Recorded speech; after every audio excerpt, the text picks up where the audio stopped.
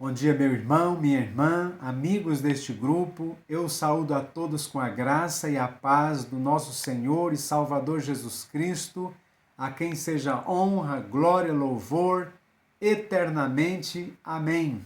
Deus seja louvado, Deus seja adorado pelo seu povo nesta manhã tão rica, tão linda que Ele preparou para nós.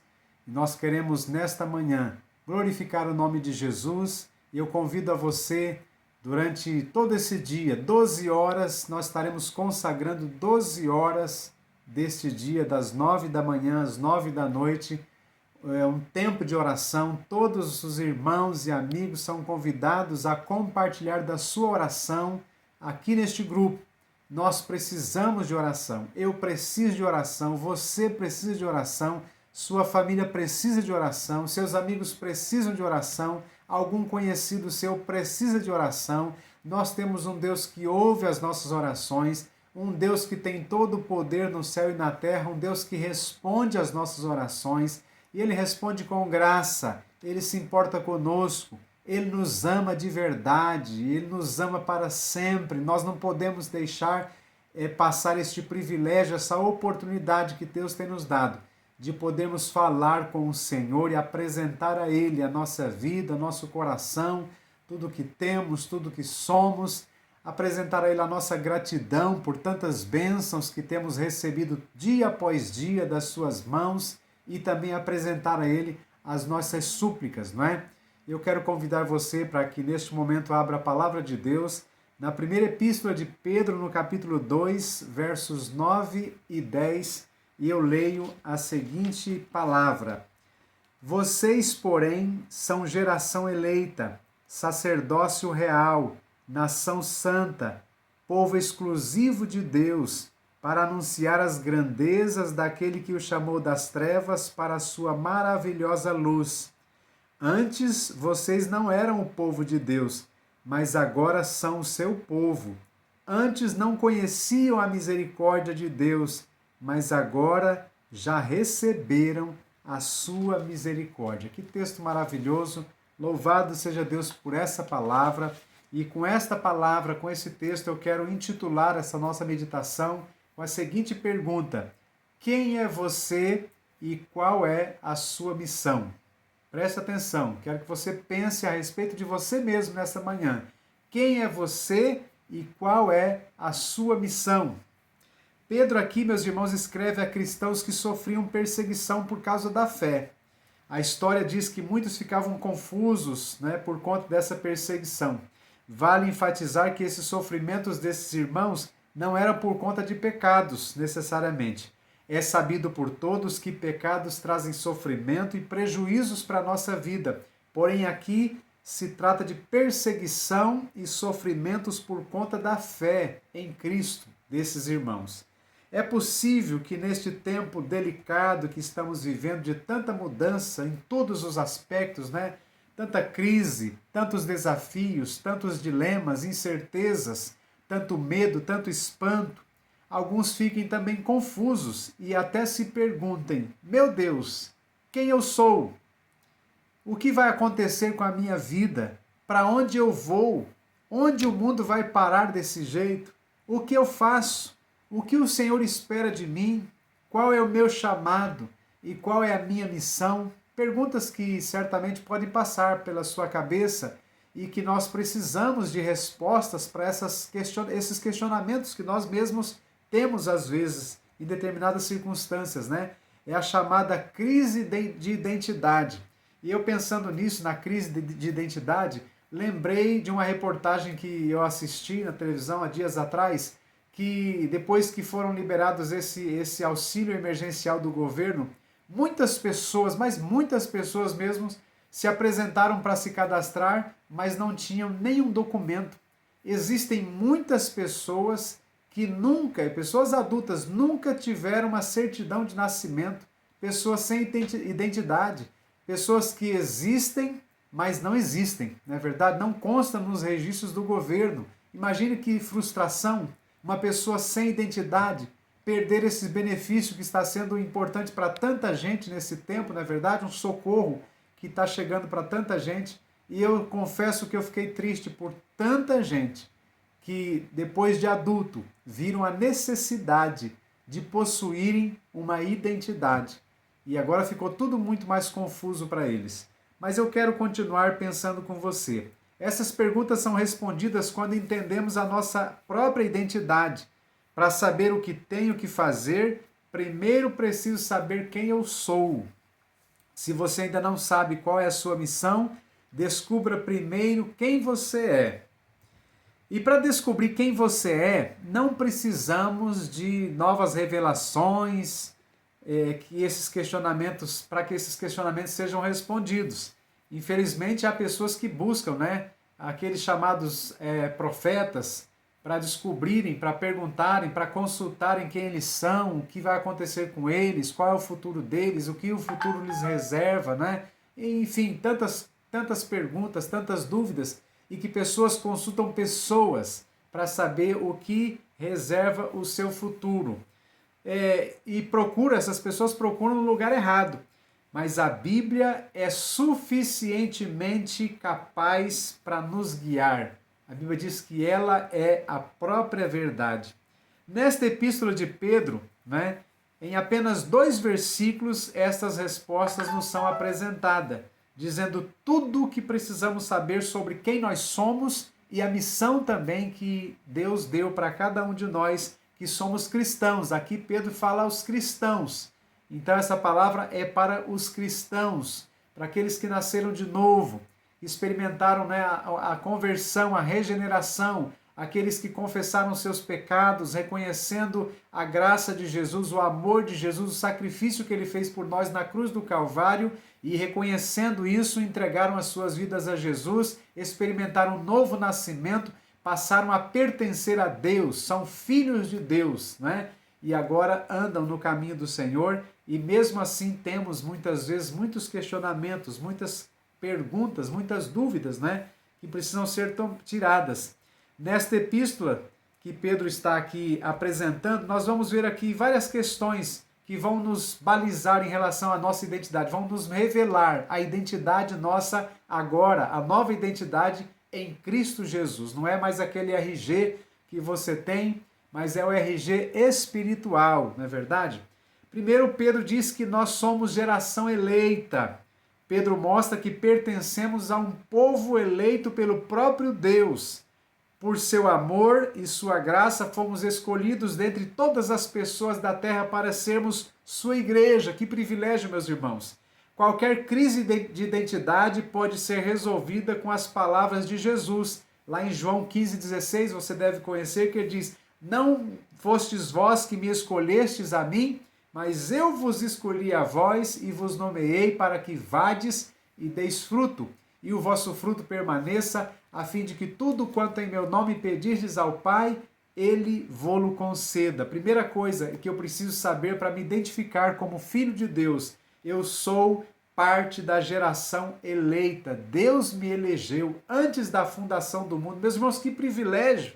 Não te comove isso, saber que você foi eleito, você foi escolhido por Deus para pertencer a Deus, para ser filho de Deus, amado de Deus, abençoado por Deus, salvo por Jesus, perdoado por Jesus, redimido por Jesus, ter a paz de Cristo no seu coração, ter alegria verdadeira na sua alma, viver aqui numa esperança vindoura, a esperança da vida eterna, a esperança de quando fechar os olhos aqui, abrir os olhos na eternidade, viver na presença de Deus, com os salvos nos céus. Meus irmãos, que bênção! Isso é um grande privilégio para nós. Você já tem essa certeza? Você tem essa esperança? Você tem essa segurança na sua alma que partirá para a eternidade com o Senhor? Você tem essa sensação, você sente que você é esse eleito de Deus, escolhido de Deus? Isso é privilégio grandioso demais. Louvado seja Deus que me escolheu. Eu estava perdido, eu estava, meus irmãos, arruinado, eu estava largado, desamparado, eu estava longe de Deus, longe dos caminhos do Senhor, mas Jesus veio. A Bíblia diz que ele veio para buscar e salvar o homem que se havia perdido. Jesus veio para me buscar, porque Deus me escolheu. Que privilégio, Que bênção! Louvado seja o nome do Senhor, ser um escolhido de Deus. Louvado seja o nome do Senhor. Mas o texto continua dizendo que nós somos sacerdócio real. O sacerdote era o único que podia entrar na presença de Deus lá no Antigo Testamento, né? E mediar o pecado do povo. Pedro utiliza aqui o conceito de sacerdócio real descrito lá em Êxodo, no capítulo 19, verso 6, né? A qual, através de Moisés, Deus disse a Israel, Israel, povo de Deus, o povo escolhido por Deus, vós sereis para mim um reino de sacerdotes e uma nação santa. Vejam que lá no passado Deus já falava para Moisés, vós sereis para mim um reino de sacerdotes e uma nação santa. Olha, Deus, o desejo de Deus revelado.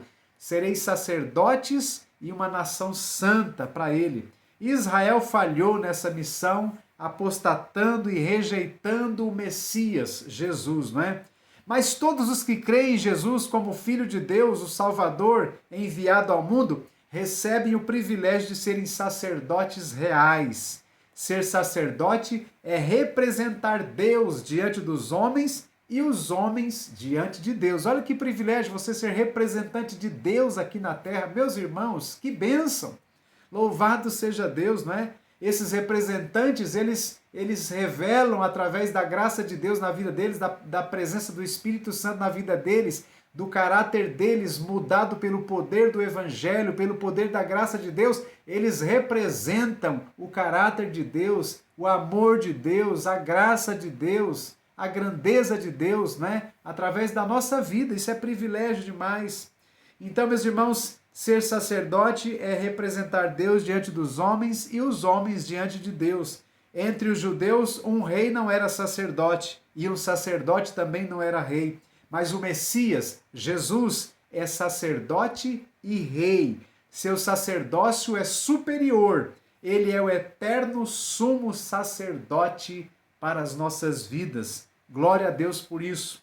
Portanto, servimos a este rei e somos o próprio sacerdócio, no sentido de que temos o privilégio agora de entrar na presença de Deus por intermédio de Jesus Cristo, pelo novo e vivo caminho que ele consagrou para que os filhos de Deus caminhassem por ele e tivessem acesso direto à presença gloriosa do nosso Pai. Meus irmãos, que privilégio!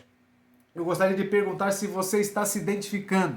Porque se você com essas palavras ainda não se identificou, meu amigo, pense muito bem se você já entregou a sua vida a Jesus. Porque essa obra é Deus que faz na vida daqueles que recebem a Jesus como Senhor e Salvador. Não é porque você acertou o caminho agora, estava perdido e você acertou o caminho, você teve condição de entrar nesse caminho e você agora anda por esse caminho por conta própria, você decidiu, você escolheu. Não!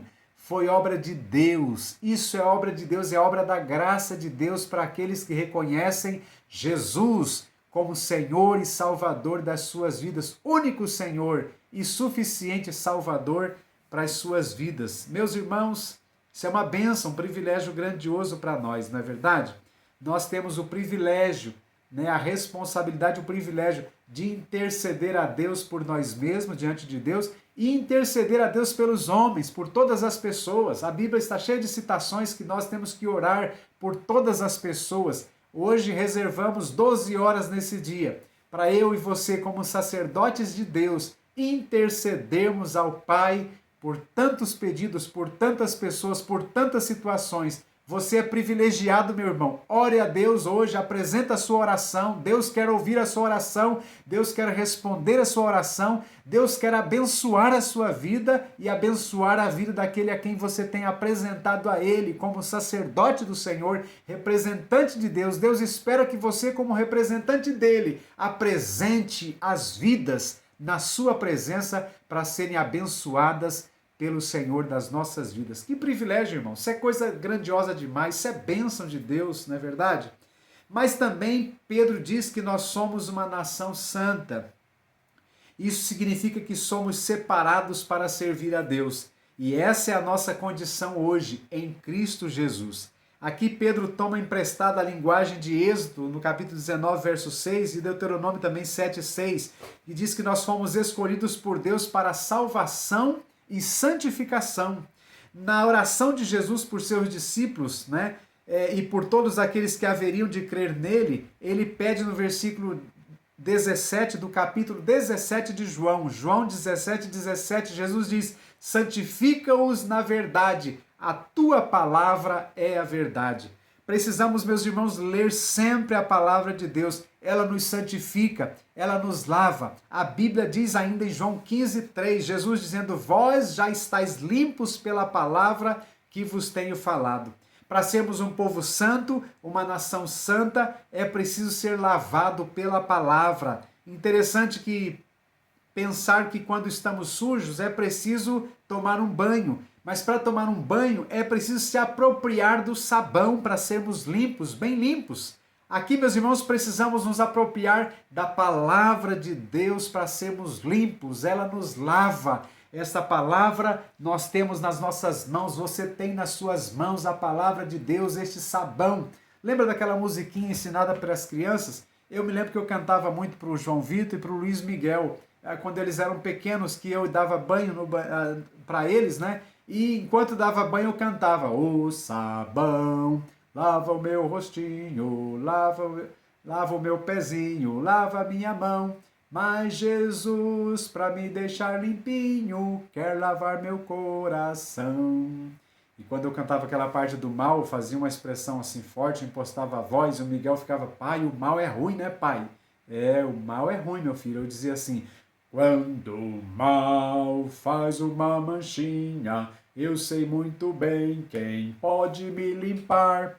É Jesus, eu não escondo nada, tudo ele pode apagar. Meus irmãos, que bênção! Ensina essa música para os seus filhos e ensine a eles que a palavra de Deus é o sabão de Deus, que lava a nossa alma, lava os nossos pecados, lava as manchas do pecado da nossa vida, porque nós somos chamados para sermos um povo santo de Deus, na presença de Deus, neste mundo tão cruel, tão mau, né? Mas Pedro ainda tem uma outra declaração. Ele diz que nós somos um povo de propriedade exclusiva de Deus. Meus irmãos, que bênção! Que graça é essa? Não estamos largados, não estamos desgarrados, jogados, esquecidos por quem nos criou. Não! Nós pertencemos a Deus, nós não pertencemos a qualquer um e nem a nós mesmos. Nós temos um dono, nós somos propriedade do próprio Deus, somos um bem precioso para Ele. Fomos comprados pelo precioso sangue de Jesus Cristo que foi vertido na cruz do Calvário para nos lavar, para nos purificar e nos preparar, nos santificar, nos separar para sermos um povo exclusivo, de propriedade exclusiva de Deus. O texto coloca ênfase, meus irmãos, no fato de que somos exclusivos dele. Isso significa que ele não divide com ninguém, nós somos só de Deus, só dele. No versículo 9 é uma expressão grega que transmite a ideia de preservação. Seria algo como: eu preservo para mim, esses são meus. Deus faz questão de dizer: esses são meus, preservo para mim. No sentido de uma ação contínua de tomar posse daquilo que é seu exclusivamente. Gosto demais da expressão de Jesus em João 10, 28 a 30, que ele diz assim: eu lhes dou a vida eterna e por isso elas nunca morrerão, falando sobre as suas próprias ovelhas, né? Eu lhes dou a vida eterna, por isso elas nunca morrerão, ninguém poderá arrancá-las da minha mão. O poder que o Pai me deu é maior do que tudo e ninguém pode arrancá-las da mão dele. Eu e o Pai somos um. Palavras de Jesus. Que coisa maravilhosa, meus irmãos. Não somos valiosos porque somos capazes, por haver algum outro mérito em nós. Somos valiosos porque pertencemos a Ele. Jesus nos comprou e nos deu de volta para Deus, para o nosso Pai. Ainda em 1 João capítulo 5, versos 18 e 19, diz assim: sabemos que os filhos de Deus não continuam pecando, porque o Filho de Deus os guarda e o maligno não pode tocar neles. Sabemos que somos de Deus e que o mundo todo está debaixo do poder do maligno. Meus irmãos, eu quero encerrar aqui esta palavra, mas eu quero perguntar para você: você conseguiu se identificar com todas essas declarações de Pedro?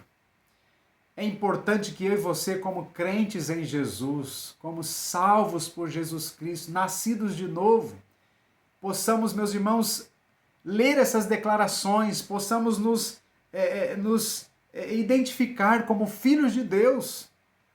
Não porque nós merecemos ou porque somos melhores do que ninguém, não.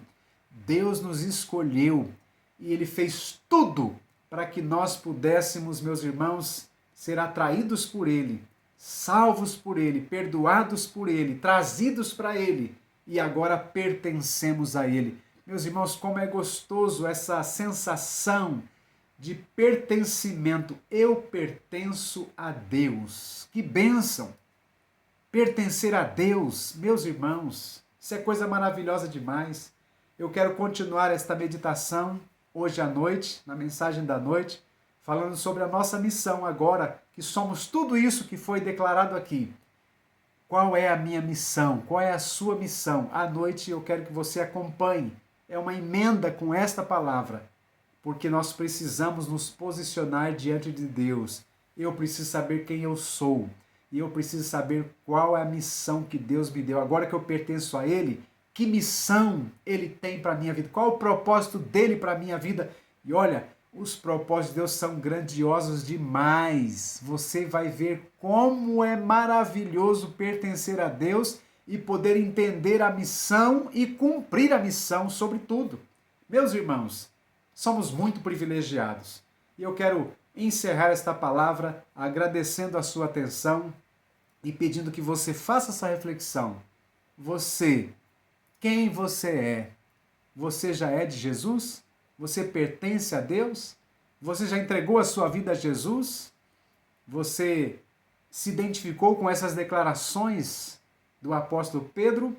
Se sim, graças a Deus. Louvado seja o nome do Senhor.